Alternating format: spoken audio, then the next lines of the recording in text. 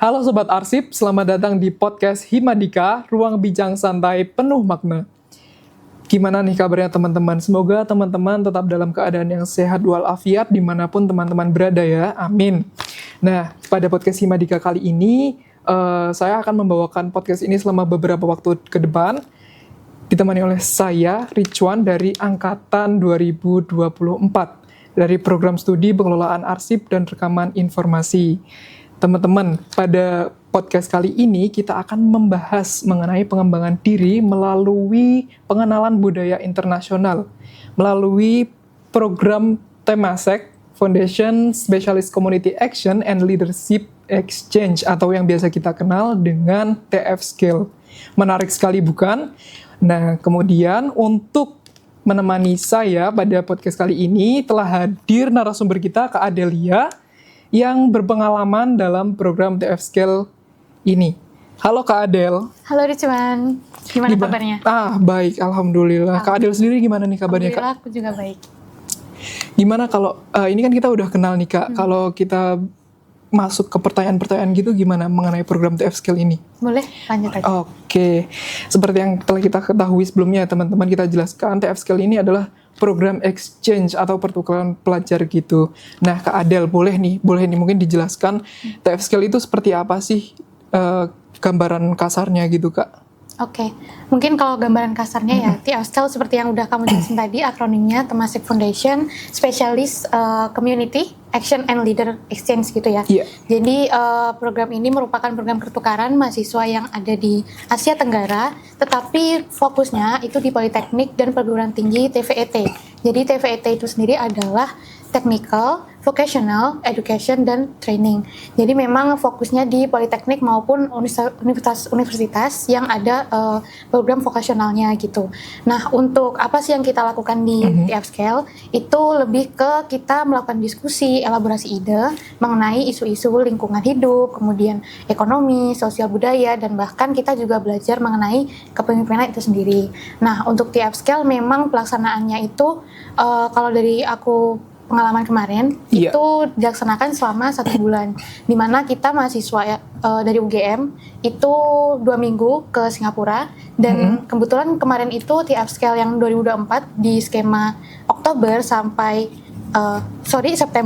Oktober itu kita bersama mahasiswa Ngian Politeknik. Jadi masing-masing universitas itu mengirimkan 30 mahasiswa gitu. Jadi gantian 30 mahasiswa UGM ke sana, 30 mahasiswa NIP itu juga ke sini gitu.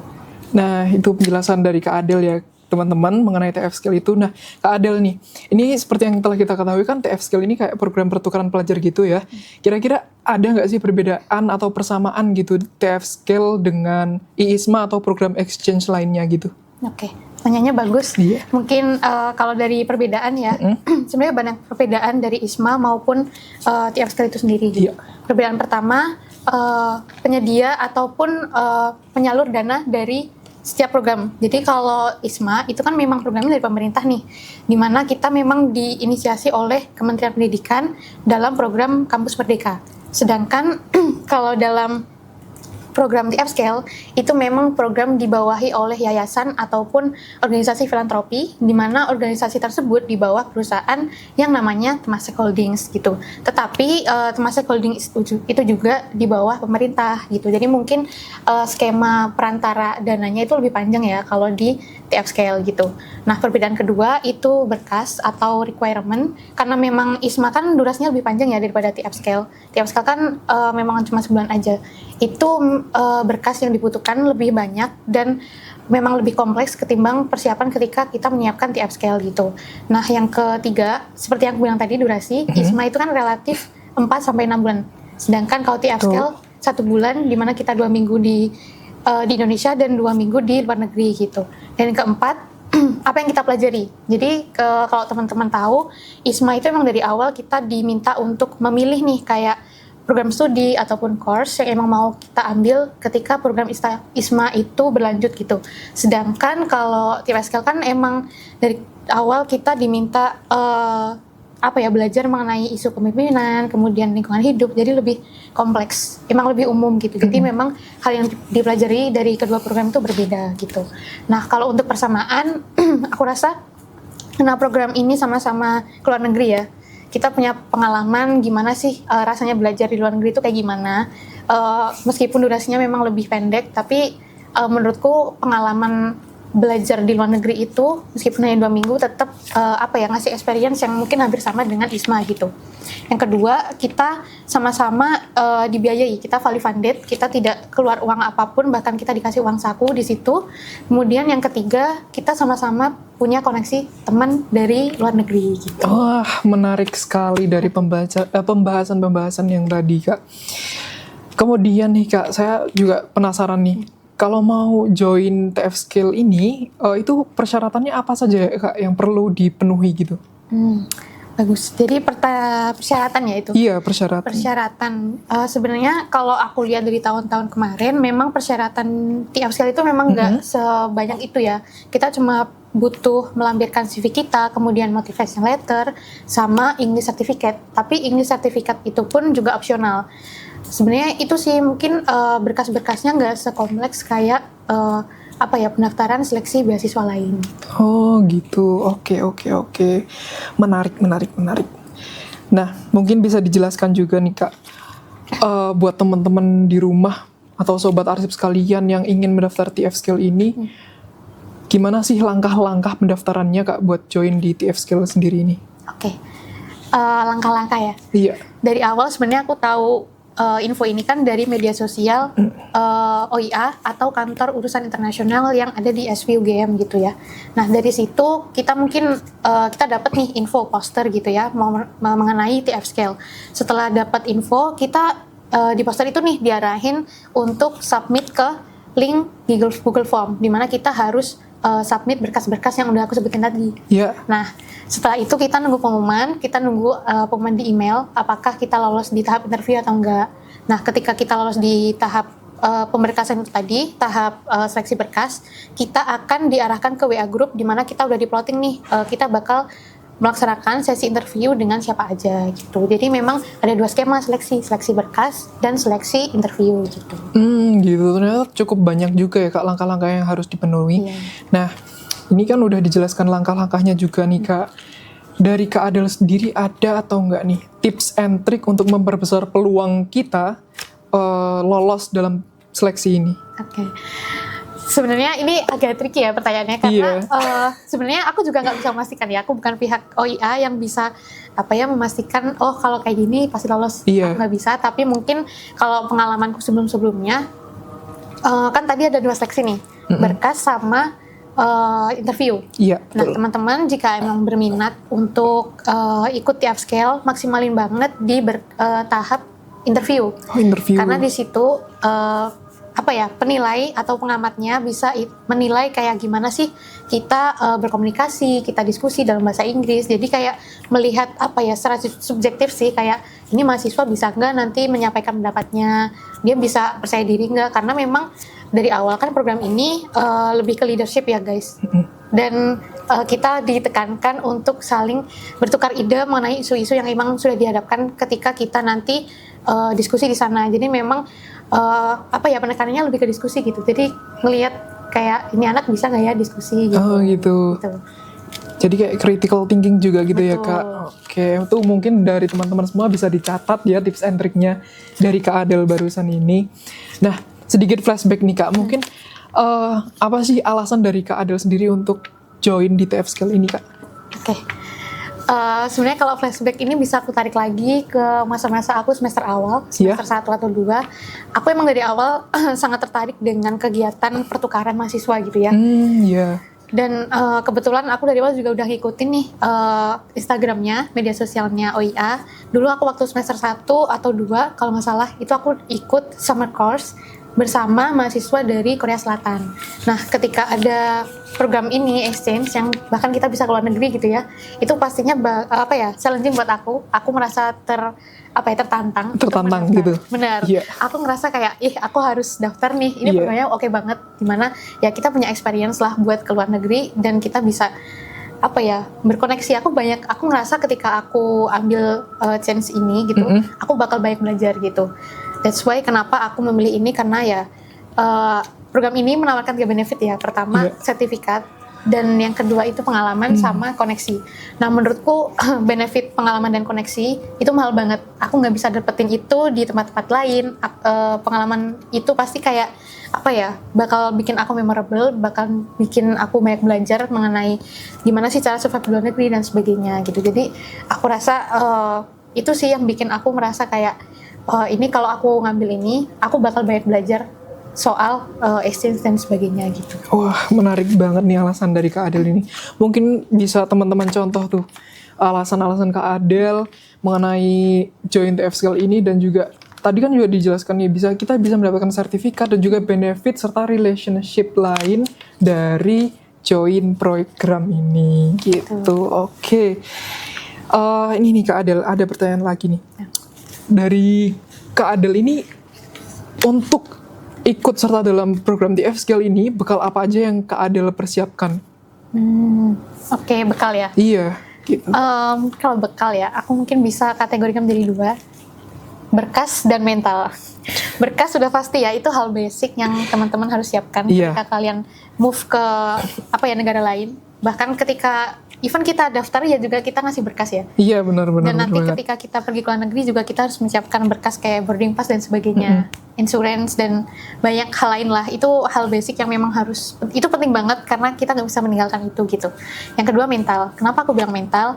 Karena ketika program ini berjalan ya teman-teman, kita harus aware gimana sih kayak pengalaman ataupun hal-hal yang nggak kita duga ketika kita berada di negara lain gitu. Karena pasti banyak hal yang akan berbeda ya. Budaya, entah itu budaya, kemudian kondisi ekonominya dan sebagainya. Pasti habit orang Singapura dan orang Indonesia pasti berbeda. Berbeda, ya? Betul. Jadi kita harus benar-benar menyiapkan mental untuk kayak aku siap nih menerima perbedaan-perbedaan yang akan aku hadapin di masa depan. Itu pun mental itu juga berkaitan juga ketika kalian nih exchange, tapi kalian masih menjalani perkuliahan di UGM ataupun di kampus kalian sendiri gitu. Nah, ketika itu kan pasti kalian harus pintar-pintar ya bagi waktu ya. Gimana sih caranya manajemen waktu gitu ya. Apalagi waktu itu aku semester 5, aku juga harus megang Himadika sebagai ketua, dan aku juga harus benar-benar membagi waktu aku untuk mengerjakan tugas yang lain juga. Jadi memang dari awal aku udah mengukur kemampuan diri aku bakal bisa nggak nanti bagi waktu, kemudian nanti aku bakal stres nggak, ya stres itu pasti ya, tapi gimana caranya kita sebagai individu bisa berusaha survive di lingkungan yang mungkin kita nggak pernah tahu itu gitu. Wah, ternyata kita harus prepare banget ya Kak, mempersiapkan sekali tentang TF Skill ini, karena kalau tidak ada persiapan pun kayak saya juga bakal bingung nih di sana mau ngapain nantinya. Nggak cuma exchange aja gitu ya. Jadi kewajiban sebagai mahasiswa di Indonesia itu juga nggak bisa kalian tinggalkan juga. Iya. Gitu. Oke. Terus nih Kak, kalau di TF Skill sana itu, selama di sana itu kegiatannya ngapain aja ya Kak? Oke. Ini pasti bakal banyak pertanyaan gitu yang mirip kayak gini, kayak ngapain aja sih TF Skill? Iya, kan jadi tanda tanya untuk para pendengar dan juga sobat arsip sekalian tentunya ya. Oke. Kalau TF Skill itu sebenarnya utamanya kegiatan itu ada 2. Iya. Mungkin aku bisa kategorikan sebagai kegiatan indoor dan outdoor. Gitu. Jadi kegiatan indoor kita biasanya dapat lecture, kita dapat pembicara kayak kuliah umum gitu deh. Kita ada dosen-dosen ataupun orang-orang yang sudah diseleksi untuk ngasih materi ke kita gitu. Nah, di situ kita bakal banyak diskusi, kita FGD dengan kelompok-kelompok yang emang udah kita udah dikasih ke kita gitu. Dan itu kelompoknya memang nggak cuma orang Indo aja, kita kayak campuran sama mahasiswa Singapura dan sebagainya gitu. Jadi setiap lecture itu kita belajar kayak mengenai isu-isu sosial, alam dan sebagainya. Kayak apa sih polemik yang terjadi di sana maupun di sini, kita diskusikan bareng gimana cara penyelesaiannya. Yang mungkin kayak ibaratnya kan itu setiap background ya, setiap background prodi, kita nggak yang berasal dari prodi yang sama. Itu yang bikin diskusi kita makin seru gitu, karena kita jadi tahu nih point of view masing-masing tuh kayak gimana. Iya, sudut pandang orangnya kan berbeda-beda gitu ya Kak. Betul. Terus kalau kegiatan outdoor itu sebenarnya sebenarnya hampir sama ya, pembelajaran juga soal sosial, budaya, tapi bentuknya eksplisit karena kita ibaratnya visit nih ke tempat-tempat kayak sumpama kalau aku di Singapura kemarin, aku datang ke Galeri Harmony Diversity. Karena tahu sendiri ya, Singapura itu kan banyak nih terdiri dari berbagai etnis. Iya. Sebenarnya hampir sama kayak Indonesia ya, lebih ke miniatur Indonesia gitu ya. Dan di situ aku belajar nih, ternyata Singapura tuh juga keberagamannya sangat banyak gitu. Dan disitulah aku sadar kayak, oh ternyata bisa loh suatu negara maju kan. Singapura kan negara maju. Betul. Dia bisa survive dengan keberagaman rakyat yang ada di sana gitu. Nah kalau orang Singapura di sini, mereka kunjungan ke ini rumah ibadah yang di dekat asrama Ratanansee Sendowo. Jadi kita lebih ke kayak kunjungan ke tempat-tempat mirip-mirip kayak gitu, tempat-tempat alam, kemudian tempat-tempat yang mengajarkan agama dan sebagainya, biar kita tahu nih, oh ternyata kondisi sosial budaya di negara satu sama lain tuh juga sebenarnya nggak hampir, tidak jauh berbeda gitu. Tidak jauh berbeda, betul gitu. Nah, menarik sekali Kak, ada indoornya, ada outdoornya, dan sangat lengkap itu juga, prakteknya juga ke lapangan gitu ya Kak. Nah itu kan pasti kakaknya juga meninggalkan agenda kampus gitu ya Kak, kewajiban perkuliahan gitu. Nah itu bisa dikonversi nggak Kak untuk ke mata kuliah atau bagaimana gitu? Oke. Pertanyaan bagus karena semua orang ya mungkin kalau mau daftar ini kayak, nanti gimana ya kuliahnya, takut absen atau sebagainya gitu kan mungkin teman-teman arsip di sana itu berpendapat bahwa wah saya mau join tapi ini ada dikonversi apa enggak gitu, ya kan Kak? Iya benar-benar. Nah kan dari awal aku tadi udah ngejelasin ya perbedaan ISMA dan TF-Scale. Dimana ISMA kita bisa memilih major nih yang sesuai sama kita, kayak seumpamanya kita ngambil arsip, ya kita ngambilnya major soshum ketika di ISMA. Sedangkan TF-Scale ya kita mempelajari hal yang lebih umum gitu ya, dan macam-macam gitu. Nah waktu itu memang aku juga sempat worried, kayak gimana sih nanti ya, kayak kuliah aku takut absennya banyak dan sebagainya. Waktu itu aku memutuskan buat konsultasi ke sekretaris prodi kita, Bapak Waluyo, kayak bertanya, Bapak ini nanti gimana ya kuliah saya harus bisa dikonversi atau enggak gitu kan. Terus beliau menyarankan aku untuk nanya langsung ke dosen pengampau mata kuliah. Jadi memang waktu itu aku langsung bertanya ke semua dosen yang mengampu mata kuliah di semester 5. Aku langsung kasih nih surat izin yang memang udah disediakan dari TF-Scale. Dan di surat itu memang sudah ada nih kayak rincian kegiatan. Nah di situ aku memang kasih ke semua dosen, bahkan dosen MKWK juga waktu itu. Dan kebetulan beliau ya dosen-dosen itu semuanya bekerja sama dengan aku juga, kayak mereka welcome ketika aku mau ikut program ini, kayak mereka mempersilahkan. Tapi memang pada akhirnya aku juga tetap harus mengerjakan tugas-tugas yang ada. Jadi sometimes waktu itu juga aku sempat ada pertemuan dengan dosen setelah program ini berjalan sih, kayak aku diskusi presentasi sendiri gitu, jadi susulan gitu. Jadi memang waktu itu sebenarnya absen aku juga aman-aman aja sih, nggak ada yang berkurang atau gimana, nggak se-strict itu sebenarnya. Kalau teman-teman Pari mungkin mau ikut TF-Scale, sebenarnya skemanya nggak serumit itu, dan dosen-dosen Pari juga pasti suportif dengan program ini gitu. Iya betul, berarti ada tugas-tugas tersendiri ya Kak setelah dari TF-Scale ini, merepresentasikan TF-Scale itu apa gitu. Betul. Oke, nah mungkin Kak Adel sendiri nih ada saran untuk teman-teman sobat arsip. Mungkin juga sobat arsip di sana sudah ada yang mulai menumbuhkan semangat untuk ikut dan join dalam program TF-Scale ini. Kira-kira saran dari Kak Adel buat di sana itu bisa memaksimalkan ilmunya dalam program tersebut itu gimana Kak? Oke. Mungkin kalau dari aku itu hal yang perlu dimaksimalkan itu sebenarnya diri kalian sendiri.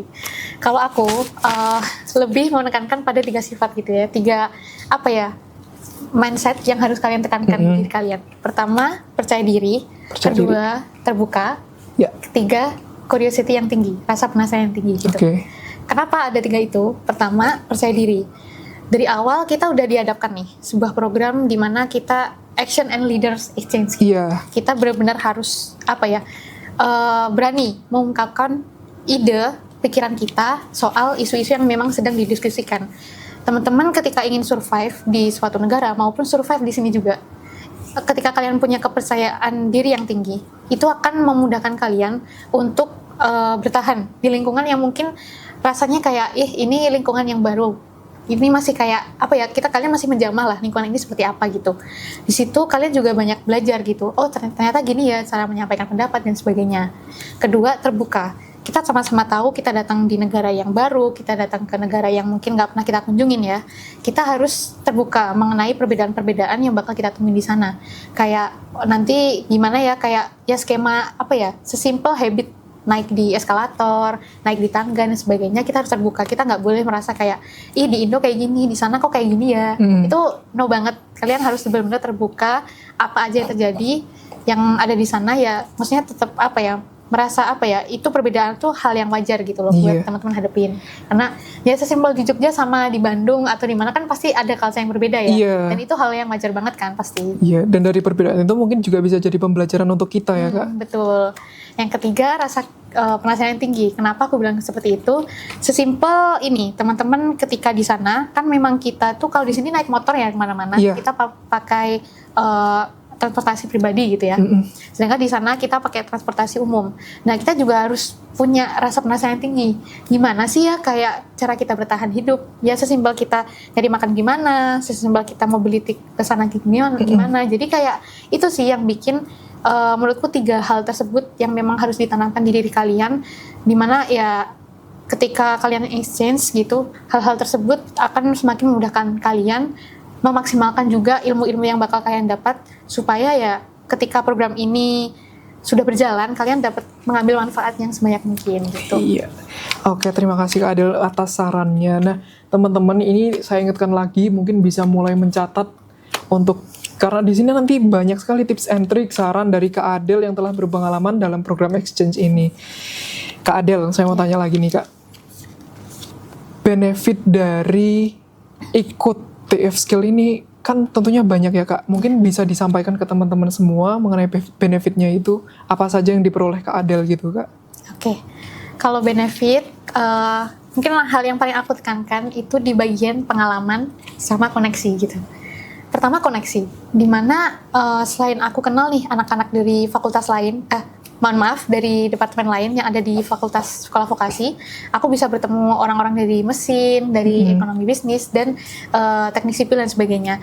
Di situ aku punya koneksi yang lebih, aku bisa elaborasi dengan mereka ketika program berjalan.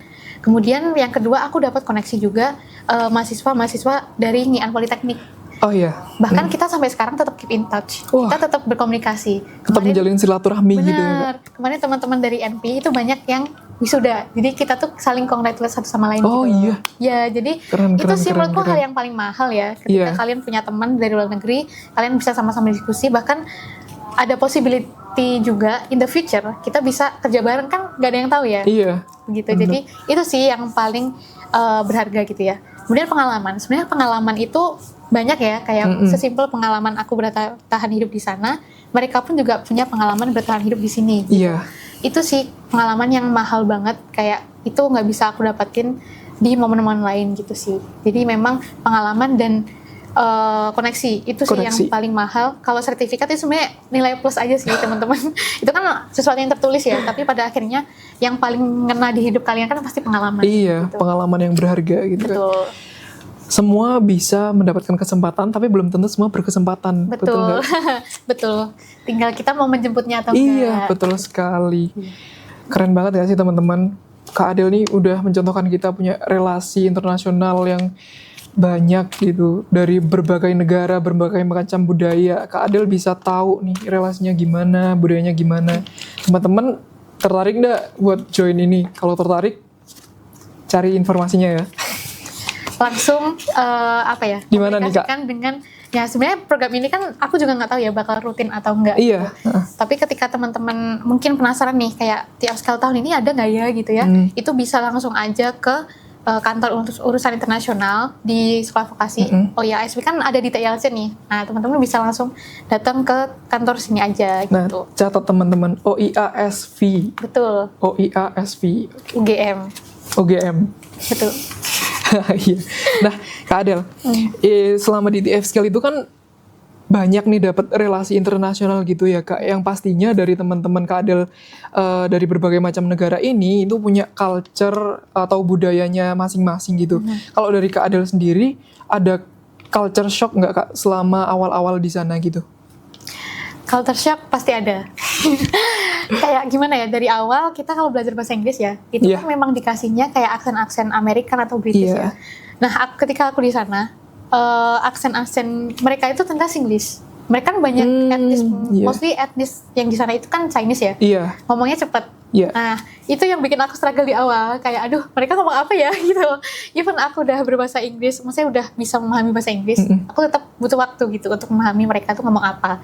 Nah, tapi itu challenge-nya dan bikin aku semakin tertantang nih, kayak aku harus tetap berkomunikasi dengan mereka supaya aku tahu nih, oh mereka tuh ngomong apa dan sebagainya. Karena selain cara bertahan hidup, ya itu cara aku buat memperkuat koneksi aku dengan mereka kan. Ketika chemistry-nya udah ada, ya kita bakal, ketika diskusi itu bakal lebih mudah gitu. Nah, itu pertama. Yang kedua mungkin ini sih habit kebiasaan. Betul. Jadi sesimpel ini. Ketika kalau di Indonesia nih, orang-orang kalau ngerokok kan di mana-mana ya. Iya. Di sana itu memang ada tempat tersendiri ngerokoknya. Jadi memang di space-space yang udah disediakan sama pemerintah di sana. Kedua, kita ini ketika jalan di eskalator maupun tangga.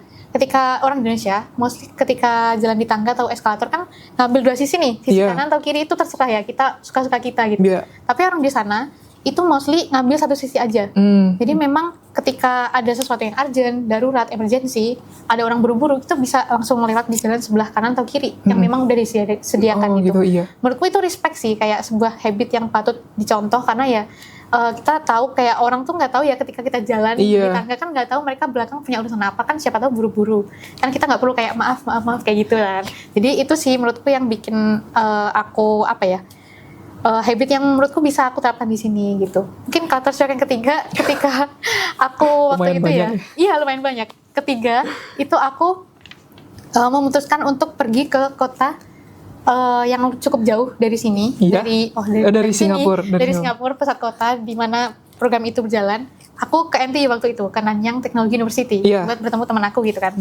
Aku waktu itu pergi sendirian nih, aku mau ke MRT, tiba-tiba ada orang stranger gitu ya, tiba-tiba nanya kayak pengen minta uang dan sebagainya. Aku tuh kira ya, ketika di negara maju tuh nggak ada hal seperti itu guys. Kayak aku kira hal seperti itu tuh ya, maksudnya nggak ada lah gitu. Tapi ternyata hal tersebut juga tetap terjadi di sana dan tetap masih ada gitu ya. Aku waktu itu sampai diikutin juga, tapi alhamdulillahnya ya nggak sampai masuk di kereta sih dianya. Jadi itu sih mungkin yang kayak ternyata hal-hal kayak gini juga masih bisa terjadi gitu loh, even di negara maju gitu. Berarti menanggapi yang poin pertama tadi ya Kak, berarti bener adanya ya kalau Singapura itu warganya tertib, disiplin, bersih juga gitu. Itu bisa dicontoh banget ya Kak buat kita yang di Indonesia ini. Waktu itu aku juga ngelihat Singapura, waduh ini negara bersih banget ya gitu. Kayak aku tuh kalau di sana tuh bener-bener kayak aduh sampah ini kalau emang nggak ada tempat sampah aku harus bawa dulu gitu. Karena itu adalah yang bikin aku semakin wah ternyata ada loh negara yang bisa seperti ini gitu. Memang ya berarti entah itu memang kebiasaan rakyatnya dan pemerintah juga yang bikin regulasinya itu sesuai gitu ya. Jadi memang bagus gitu loh kayak tata letaknya dan tata kelola lingkungannya. Bagus sih di sana gitu. Dan tentunya mindset dari warganya gitu ya. Betul. Nah, terus nih Kak, dari apa yang udah dijelasin sama Kak Adel sebelumnya nih, saya mau lanjut pertanyaan, kira-kira ada momen apa gitu yang paling berkesan buat Kak Adel selama ikut di TF Skill ini? Oke.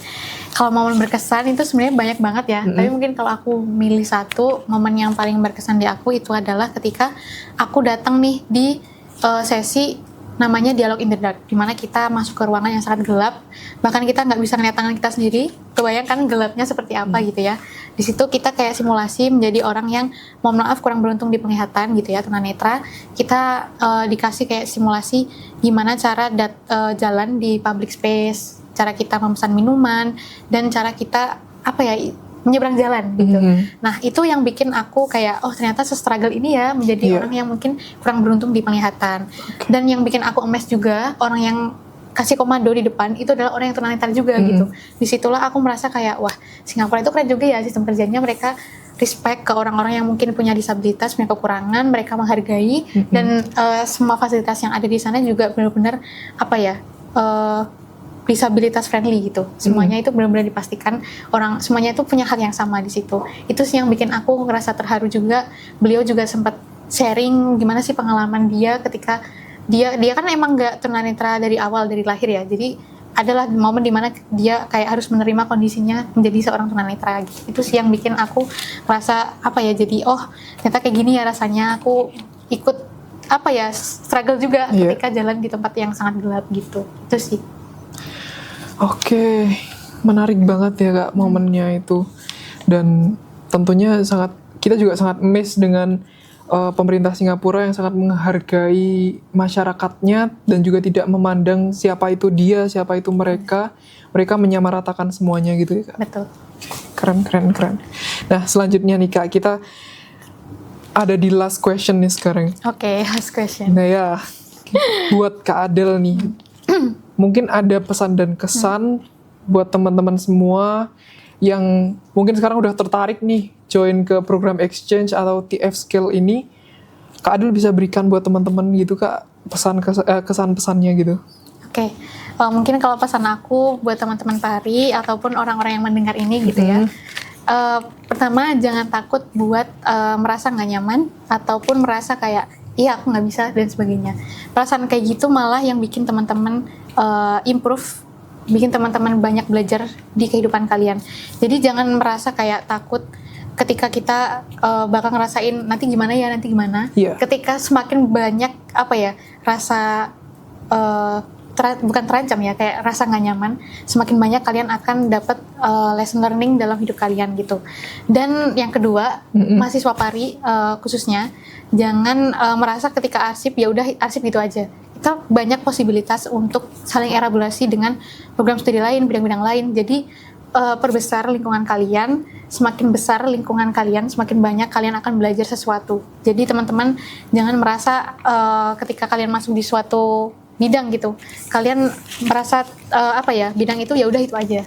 Kita bisa bekerja sama, kita saling diskusi mengenai hal-hal lain juga gitu. Jadi memang jangan terpaku di situ aja, karena ya kita sama-sama tahu ya arsip itu sangat luas ya. Yeah. Kita bisa saling elaborasi dan itu hal yang sangat bagus. Jadi manfaatkan kesempatan di hidup kalian. Jangan pernah merasa takut, hadapin aja karena disitulah kalian akan banyak belajar gitu.